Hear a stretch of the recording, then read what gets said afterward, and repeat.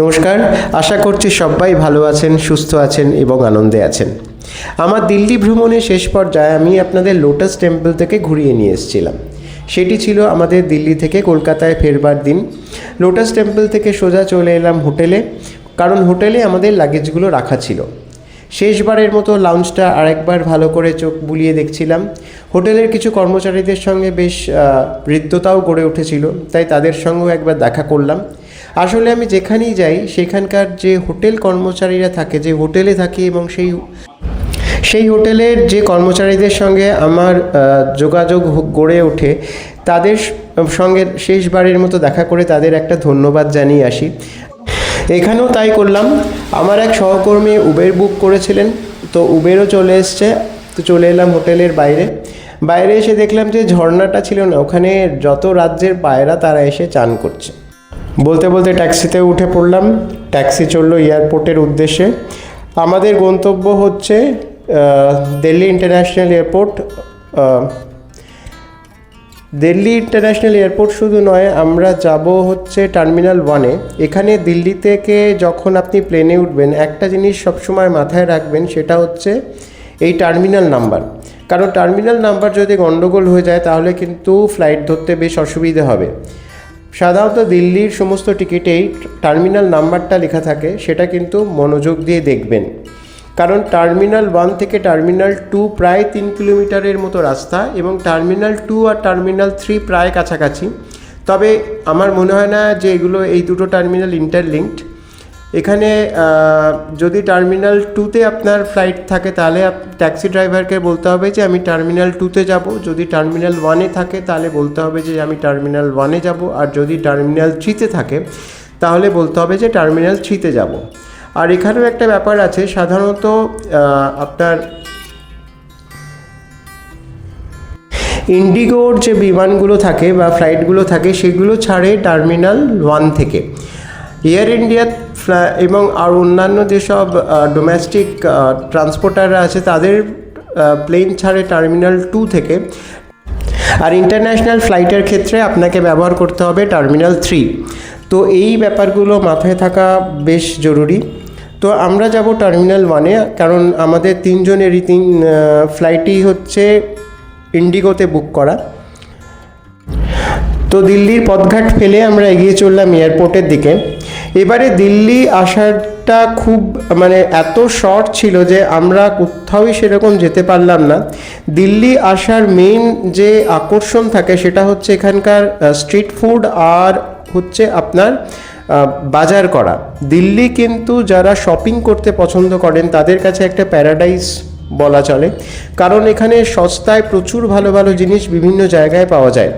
এক একটা জায়গা এক একটা জিনিসের জন্য বিখ্যাত। এখানে চাইলে আপনি কি না পাবেন, সস্তায় জামা কাপড় থেকে শুরু করে বিভিন্ন ফ্যান্সি জিনিস, ঘরের টুকিটাকি জিনিসপত্র, এমনকি বাসনপত্র পর্যন্ত প্রচুর সস্তায় পাওয়া যায়। আর চামড়ার জিনিসের তো জবাবই নেই।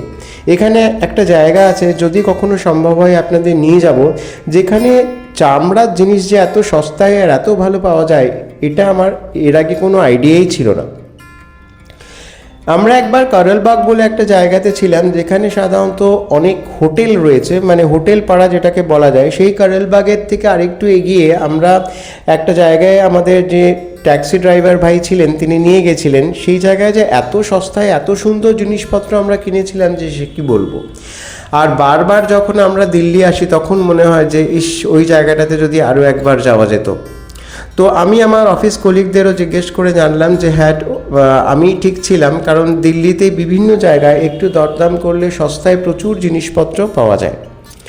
আর যেহেতু এটা রাজধানী শহর, তাই দেখুন রাস্তাঘাট তো মোটামুটি পরিষ্কার পরিচ্ছন্ন, কারণ বিদেশিদের পাশাপাশি এখানে প্রচুর ডোমেস্টিক ডেলিগেটসরাও যাতায়াত করেন। সুতরাং ভিআইপিদের জন্য রাস্তাঘাট তো পরিষ্কার পরিচ্ছন্ন রাখতেই হবে। আর কথা বলতে বলতে চলে এসেছি এয়ারপোর্টে, অর্থাৎ টার্মিনাল 1। এই টার্মিনাল 1-এ ঢুকে আমাদের এবারে অনেকখানি সময় কাটাতে হবে। আমাদের ফ্লাইট রাত্রি 9টায়। আমরা এয়ারপোর্টে চলে এলাম বিকেল 4:30-র সময়।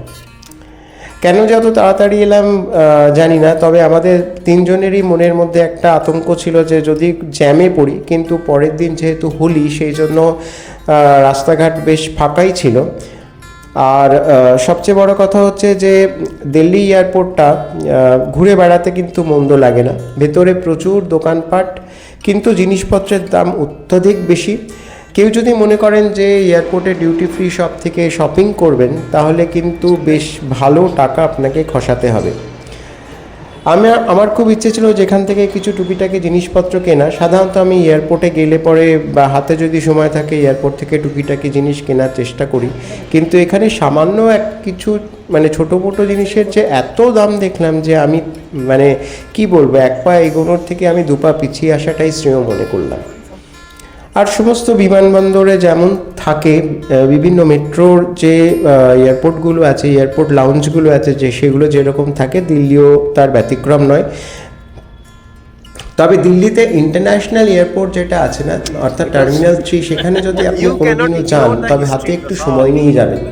ভেতরের যে ইন্টেরিয়ারটা সেটাই একেবারে আপনার চোখ ধাঁধিয়ে দেবে। তাছাড়া খাওয়া দাওয়া বলুন বা জিনিসপত্র কেনাকাটা বলুন, তার তো ওটা একটা স্বর্গরাজ্য। বিশেষ করে খাওয়া দাওয়ার কথাই আমি বলবো, এমন কোনো খাবার নেই যেটা পাওয়া যায় না। বিশেষ করে দিল্লির বিখ্যাত চাট এবং বিভিন্ন স্পাইসি যে কারিগুলো থাকে সেগুলো, তার বিভিন্ন ধরনের দোকান, ভেজ নন ভেজ বিভিন্ন ধরনের দোকান কিন্তু সাজানো রয়েছে। আর যেহেতু কালকে হোলি, সেই জন্য এয়ারপোর্ট লাউঞ্জের ভেতরে দেখুন কি সুন্দর একটা ফটো তোলার জায়গা করে দিয়েছে। খুব সুন্দর ডেকোরেট করেছেন আর্টিফিশিয়াল ফ্লাওয়ার দিয়ে আর বিভিন্ন রকম জিনিসপত্র দিয়ে। ভীষণ সুন্দর লাগছিল জায়গাটা। প্রচুর লোক এখানে দাঁড়িয়ে ছবি তুলছিলেন। আমাদের হাতে তো অঢেল সময়, এখন 3-4 ঘন্টা আমরা কিভাবে কাটাবো সেটাই ভেবে পাচ্ছিলাম না। তবে এখানে চেক ইন লাগেজের ক্ষেত্রে একটু সমস্যা হচ্ছিল আমাদের, কারণ যেহেতু আমাদের প্রত্যেকেরই একটা একটা করে লাগেজ ছিল, সেই জন্য ওখানে যিনি মানে সাপোর্টিং স্টাফ ছিলেন, লবি সাপোর্টিং স্টাফ ছিলেন, তিনি বললেন যে আমরা যেন যে সেলফ হেল্প কিয়স্কগুলো আছে ওখান থেকে আমাদের বোর্ডিং পাস আর ওই চেক ইন লাগেজের যে ট্যাগটা হয় সেটা যেন কালেক্ট করি। কিন্তু আমাদের 3 জনেরই সেই অভিজ্ঞতা ছিল না। যাই হোক, এবার একটা নতুন জিনিস ওখানে শেখা গেল। ব্যাপারটা ভীষণই সোজা। আপনার সঙ্গে যদি খুব কম লাগেজ থাকে বা যদি একটা চেক ইন লাগেজ থাকে, আপনি ইচ্ছে করলেই ওই কিয়স্ক থেকে নিজের বোর্ডিং পাস এবং যে ট্যাগটা আছে, লাগেজের যে লাগেজ ট্যাগটা আছে সেটা কালেক্ট করে সেটা লাগেজের গায়ে লাগিয়ে আপনি নিজেই লাগেজটিকে চেক ইন করে নিতে পারবেন। লম্বা লাইনে আপনাকে দাঁড়াতে হবে না।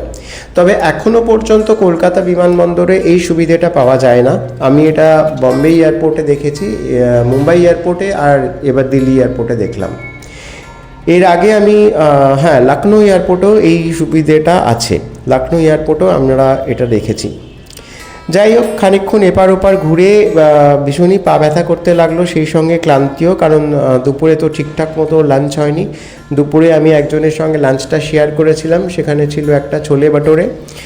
আজকে আবার গ্রহণ। আমার সঙ্গে যে 2জন সঙ্গী ছিল, অফিসের যে কলিগ 2জন ছিল, একজন গোড়া তামিল ব্রাহ্মণ, সে গ্রহণের মধ্যে কিছু খাবে না, সে এমনিতেই ভেজ, তারপরে সে গ্রহণের মধ্যে তো জলস্পর্শও করবে না।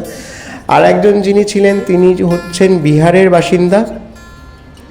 তো তার আজকে মঙ্গলবার, ওই যে আমার পাশে যে শুয়ে আছে সাদা শার্ট পরে, তিনি বিহারের বাসিন্দা। তিনি আগে কলকাতায় ছিলেন, এখন বিহারে থাকেন। তো তিনি মঙ্গলবার বলে তিনি কিছু খাবেন না। তিনি দুপুরেও সেরকম কিছু খাবো না করে শুধু 1 গ্লাস লস্যি খেলেন। আর এবার আমি ওকে বললাম যে এখন তো বিকেল হয়ে যাচ্ছে, এখন তুমি কিছু খেয়ে নাও, নাহলে তো অসুস্থ হয়ে পড়বে। কারণ ও মাঝে মাঝেই বলছিল আমার মাথা ঘুরছে, ভীষণ ক্লান্ত বোধ করছে। তাই আমি বললাম যে কিছু তো অন্তত খেয়ে নাও, কিছু সলিড ফুড পেটে যাক, কিন্তু সে কিছুতেই খাবে না। যাই হোক, আমিও আর জোর করলাম না, যার বিশ্বাস তার কাছে। আমি এখানে শুয়ে শুয়ে একটু চাঁদ দেখার চেষ্টা করছিলাম, কিন্তু বাইরে এতটাই আলো, তখন বাজে প্রায় 5:30 হবে, 5:30 হবে। বাইরে এতটাই আলো যে চাঁদ দেখার সেই চেষ্টা বৃথাই গেল। তার বদলে আমি কিছু প্লেনের ওঠানামা দেখলাম। এগুলো বাইরে থেকে দেখতে মন্দ লাগে না। ছোটোবেলায় এগুলো দেখার একটা বিশেষ ঝোঁক ছিল। আর কিন্তু তখন এয়ারপোর্টে তো আসা যাওয়া ছিল না। এয়ারপোর্টের ভেতরটা আমার কাছে একটা রহস্যময় জায়গার মতো মনে হতো। আমি খালি আকাশে প্লেনগুলোকে যখন উঠতে দেখতাম তখন ভাবতাম যে ওর ভেতরে কী আছে, কী করে অত লোক ওর ভেতরে বসে থাকে। বা এখন যখন আমি প্লেনে করে যাই, যখন খুব লম্বা ফ্লাইট থাকে, তখন মাঝে মাঝে ভাবি যে আমি ছোটোবেলায় যেটা দেখতাম আর ভাবতাম তার সঙ্গে এই বাস্তবটার কতখানি মিল আর কতখানি অমিল। পুরোটারই অমিল, কারণ ছোটদের মনের মধ্যে যা থাকে একটা অলীক কল্পনার একটা জগৎ থাকে, সেই জগতেই তারা নিজেদের মতন করে নিজেদের সাজিয়ে গুছিয়ে নেয়। তো আমারও সেটাই ছিল, আমিও তো তার ব্যতিক্রম ছিলাম না। এখানে অনেকক্ষণ শুয়ে বসে থেকে হঠাৎ দেখলাম যে মোবাইলে চার্জটা শেষ হয়ে গেছে। তো মোবাইলে এক জায়গায় একটা চার্জিং স্টেশনে গেলাম চার্জ করাতে। আমার বাকি দুজন সঙ্গী এখানেই তারা শুয়ে রইল, কারণ কিছু করার নেই, এখন অনেকখানি সময়। আর এদিকে ওদিকে মানে খুচখাচ খেয়েও যে কিছু মানে খাবার খেয়েও যে সময় কাটাবো তারও কোনো উপায় নেই, কারণ ওরা খাবে না। একজনের গ্রহণ আর একজনের মঙ্গলবার, সুতরাং আমি আর একা একা খাই কী করে। তবুও যখন প্রায় 7:30 বাজে তখন আমি আর পারলাম না, কারণ আমার প্রচণ্ড খিদে পেয়ে গেছিলো।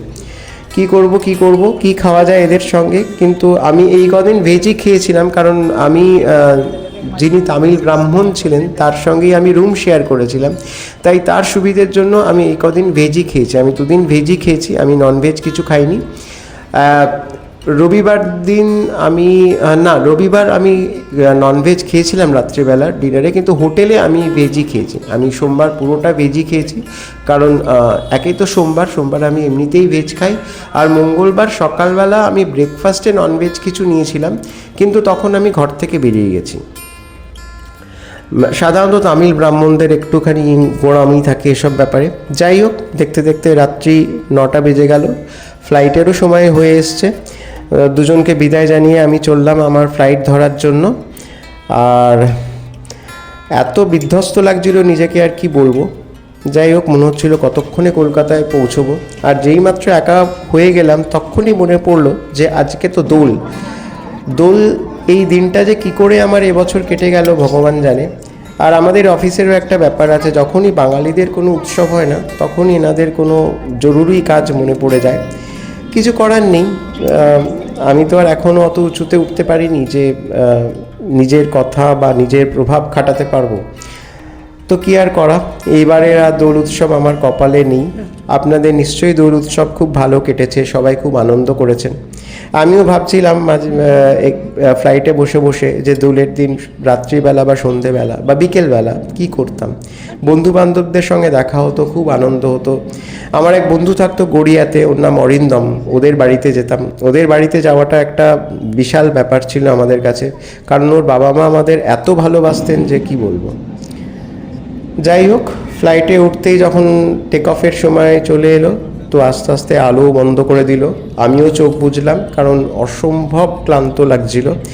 মনে হচ্ছিল কতক্ষণে বাড়িতে যাব, কতক্ষণে নিজের চেনা বিছানায় গিয়ে গাটা এলিয়ে দেব। দেখতে দেখতে পৌঁছে গেলাম কলকাতাতেও। আর খানিকক্ষণের অপেক্ষা। আসলে কলকাতায় নেমে না এই ইয়েটা ভীষণ বিরক্ত লাগে, মানে এতখানি হেঁটে আসতে হয়। যাই হোক, চলে এলাম লাগেজ কালেক্টিং লাউঞ্জে। সেখানে আস্তে আস্তে আমার লাগেজও চলে আসছে ধীরে ধীরে, ওই দূরে দেখা যাচ্ছে। তো এবার লাগেজ কালেক্ট করে দুগ্গা করে বেরিয়ে পড়বো। নগেন্দ্র ফোন করেছিল, ও ওয়েট করছে এয়ারপোর্টের বাইরে। আমি 2 নম্বর গেট দিয়ে বেরোলে পরে ওর গাড়িটা আমি সহজেই ধরতে পারবো। তো বসে পড়লাম গাড়িতে। এবার যাওয়া যাব বাড়ির উদ্দেশ্যে। আমার চেনা ঘর, চেনা বাড়ি, চেনা বারান্দা, চেনা বিছানা, আমার চেনা গাছগুলো, আমার চেনা মানুষজন, আমার খুব কাছের একান্ত প্রিয় কিছু জিনিসপত্র। বসে পড়লাম গাড়িতে। তো আমার এই ভিডিওটি যদি আপনাদের ভালো লেগে থাকে তবে বরাবরের মতো একটাই রিকোয়েস্ট, চ্যানেলটিকে সাবস্ক্রাইব করে পাশে থাকবেন, কারণ আপনার একটি সাবস্ক্রিপশন আমাকে ভবিষ্যতের পথ চলতে অনেক অনেক অনেক বেশি সাহায্য করবে। সবাই ভালো থাকবেন, সুস্থ থাকবেন, অবশ্যই আনন্দে থাকবেন। দেখা হচ্ছে খুব শিগগিরই আর একটা নতুন ব্লগে। ততক্ষণের জন্য নমস্কার।